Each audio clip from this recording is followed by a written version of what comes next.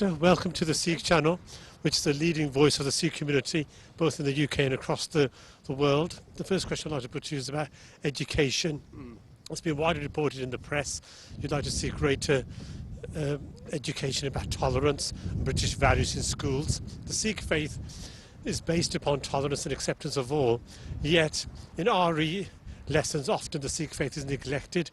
Can you make a pledge to the Sikh community via the Department of Education to introduce greater Sikh-based learning across all the religious curriculum to help this message of tolerance? Well, I'd like to make two commitments. The first is we should continue to allow Sikh schools to flourish, both in the private sector but also in the state sector. We see now with free schools, schools in the state sector, excellent Sikh schools being established. My children go to a faith school. I think faith schools can play an important role in our country. They often actually help to promote tolerance, and all schools should promote British values. And I want all schools also to teach comparative religion. My children at a Church of England state school, they learn about other faiths, they learn about Hinduism, they learn about Sikhism, and I think that is all to the good. And recently there's a vicious attack, an attempted murder on a Sikh dentist in North Wales, Mold. The Sikh channel covered it extensively, yet we heard nothing at a national level. It's a racist attack, and it might have been linked to the Paris attacks.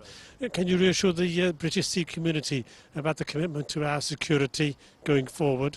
Yes, absolutely, I can give you that assurance. I mean, we should condemn, and we do condemn, all attacks that are generated by racial or religious hatred. They should have no place in our country, and the police should always go after the perpetrators with everything that they have and seek the strongest possible sentences for those sorts of despicable crimes. In terms of making sure communities are protected, we do have work underway there. Obviously, we've been doing work to make sure the Jewish community feels more secure in our country, but that work can also be done for other communities that feel threatened. The Home Office and the police are there to help, because I want everyone in our multi-faith country, a country where people can come from different parts of the world and within 1 or 2 generations sit round the cabinet table, be part of the highest offices of our lands. I want every community to feel safe and secure in our successful multi-faith country. Last week we marked the 50-year death of Winston Churchill, an iconic British figure who often remarked about the Sikh community, their valour